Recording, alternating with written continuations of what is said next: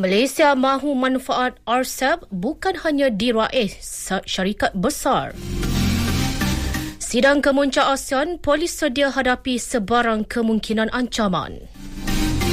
Assalamualaikum, salam Malaysia Madani. Saya Farzilah Nurafikah Arif dalam Utama 9 Malam.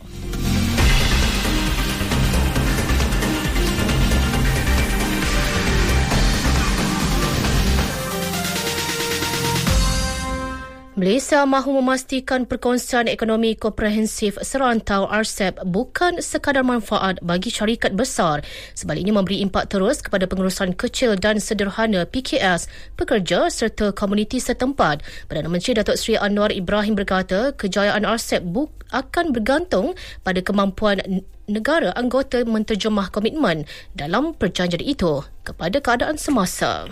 We want RCEP to serve not just the interests of large multinational corporations, but also to deliver concrete benefits to our SMEs, workers and communities. They will depend to a large extent on our ability to translate commitments into opportunities. Datuk Seri Anwar berucap pada Majlis Sidang Kemuncak DHL Go Trade 2025 hari ini. Dalam perkembangan lain, Perdana Menteri mengulangi pendirian bahawa pentadbirannya sama sekali tidak akan campur tangan dalam sebarang keputusan komersial. Datuk Seri Anwar menegaskan ia merupakan komitmen pentadbirannya untuk mengekalkan ketelusan dan profesionalisme dalam lanskap korporat dan ekonomi Malaysia.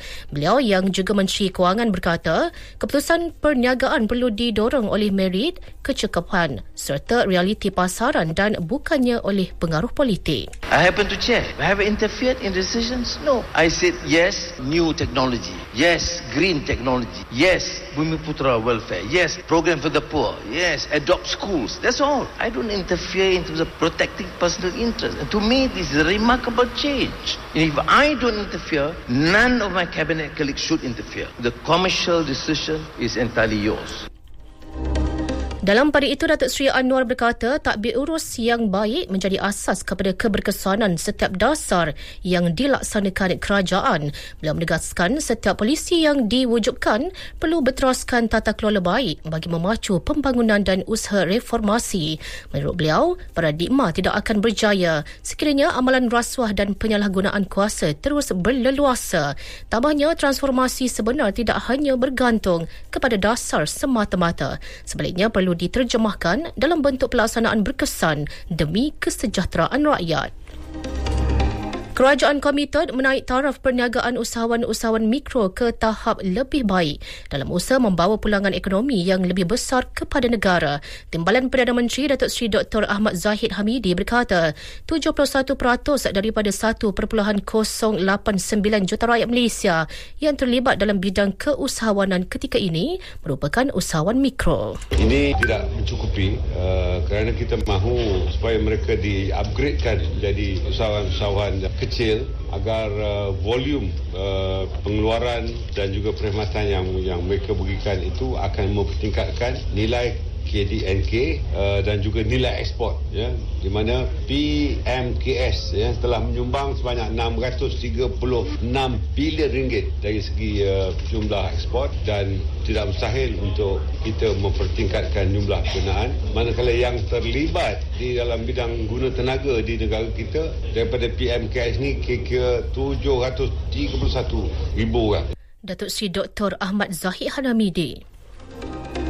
Hanya jemaah haji yang benar-benar sihat dan layak akan dibenarkan menunaikan ibadah haji musim 1447 Hijrah 2026 Masihi. Menteri di Jabatan Perdana Menteri Hal Ehwal Agama Datuk Dr. Muhammad Naim Mokhtar memaklumkan Malaysia komited mematuhi syarat baharu kesihatan yang diumumkan Arab Saudi bertujuan menjaga keselamatan, kelancaran dan kesempurnaan ibadah para duyufur rahman. Sehubungan itu, Lembaga Tabung Haji kini memperkukuh sistem pemeriksaan kesihatan wajib bagi memastikan tahap kesihatan setiap jemaah berada pada tahap terbaik. Malaysia tumpuan dunia. Sidang Kemuncak ASEAN ke-47 dan sidang-sidang kemuncak berkaitan. ASEAN Malaysia 2025, keterangkuman dan kemampanan. Menjelang sidang kemuncak ASEAN ke-47, PDRM memberi tumpuan terhadap sebarang kemungkinan ancaman ekstremisme dan pengganas yang mungkin cuba mengambil kesempatan.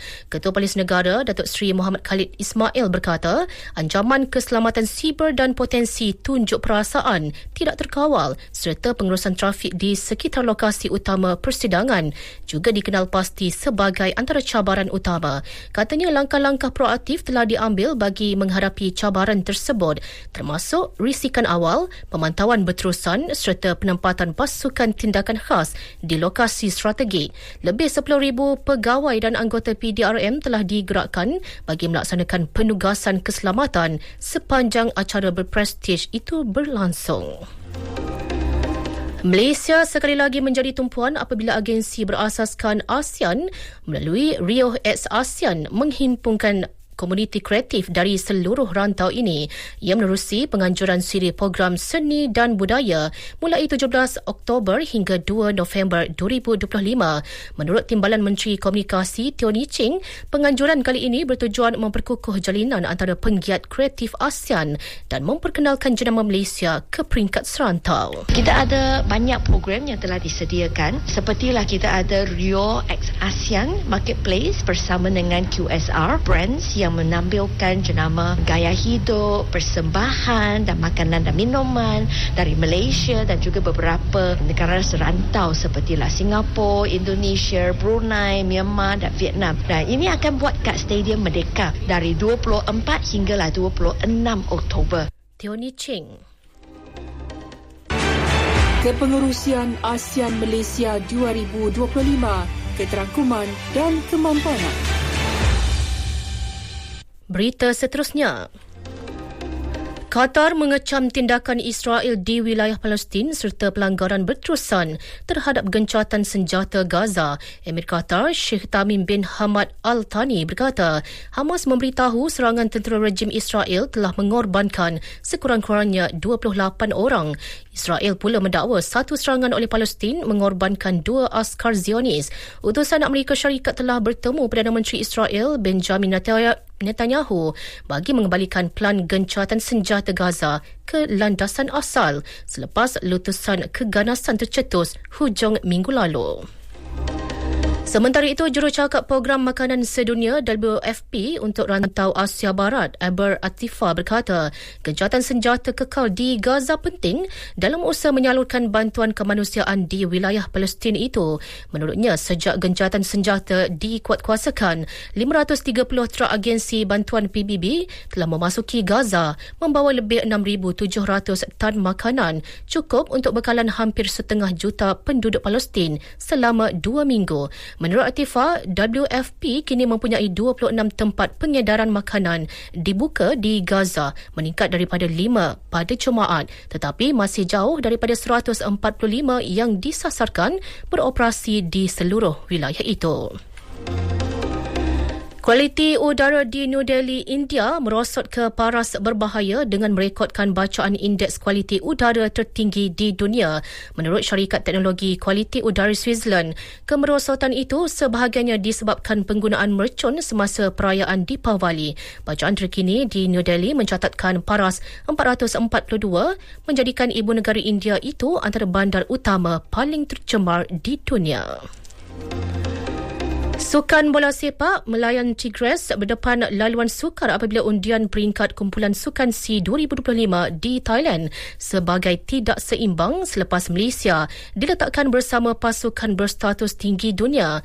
Ketua Jurulatih Joel Corneli memberitahu kumpulan Malaysia menampilkan pasukan tangga ke-37, 39 dan 56 dunia berbanding satu lagi kumpulan yang diisi pasukan ranking jauh lebih rendah seperti Kemboja, Indonesia dan Singapura. Beliau bagaimanapun menegaskan pasukan Melayan Tigres akan tetap berjuang untuk mara ke peringkat separuh akhir dengan persiapan rapi termasuk dari segi teknikal dan mental.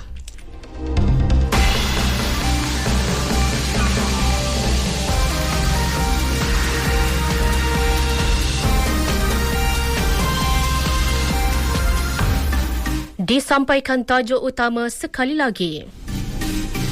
Malaysia mahu manfaat RCEP bukan hanya diraih syarikat besar. Sidang Kemuncak ASEAN, polis sedia hadapi sebarang kemungkinan ancaman. Sekian berita yang disuntik oleh Zamzuri Zawawi dari Pusat Berita RTM, Malaysia Madani, rakyat disantuni. Assalamualaikum.